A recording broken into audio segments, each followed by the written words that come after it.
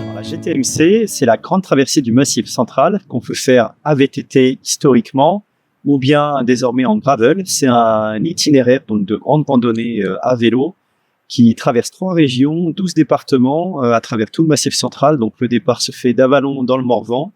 On traverse le Morvan, les plaines du Bourbonnais, les volcans d'Auvergne, les Cévennes, la Margeride, et on arrive à la Méditerranée.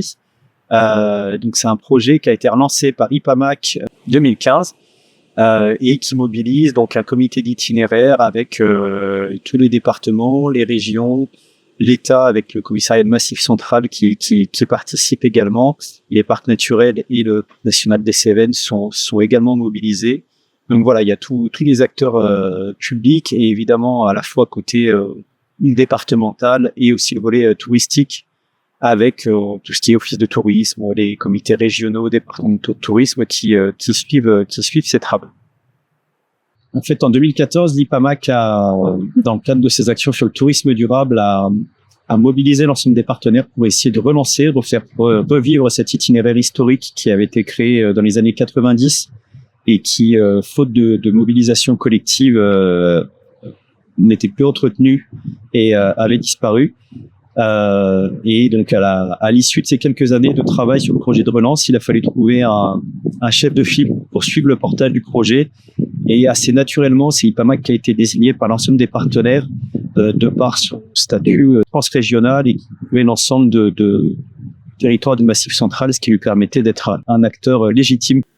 De nombreuses actions partenariales ont été coordonnées par l'IPAMAC pour offrir aux pratiquants de la GTMC les meilleurs services. Par exemple, l'aménagement d'aires d'accueil de cyclistes, des racks à vélo, des stations de lavage et le développement d'un service de transport de bagages. Des actions de promotion et de communication sont aussi mises en place avec l'appui des comités régionaux du tourisme, avec la création par exemple d'un challenge pour fidéliser les pratiquants. Plus récemment, une version plus adaptée de l'itinéraire, à destination des pratiquants de gravel bike, a été proposée en complément de la trace VTT, dans l'objectif de s'ouvrir à un public plus large et d'accroître les retombées économiques. Mais en fait, ça a permis aux élus de prendre conscience que certes, en Haute-Loire, il y a de Saint-Jacques, mais il y a aussi d'autres grandes itinérances, telles que la grande traversée du Massif central, et qui d'ailleurs passe par un site emblématique, à savoir le domaine départemental du Sauvage. En plus, ça a permis de nous ouvrir, je dirais, sur les territoires voisins, et justement de développer l'interconnaissance et l'échange de compétences entre les départements et le partage de problématiques communes. La grande traversée du Massif central est un itinéraire emblématique du massif, véritable levier de développement des territoires. Les retombées économiques liées à l'itinéraire ont été estimées à 856 000 € en 2021, confirmant ainsi l'intérêt économique de ce produit touristique pour les territoires traversés.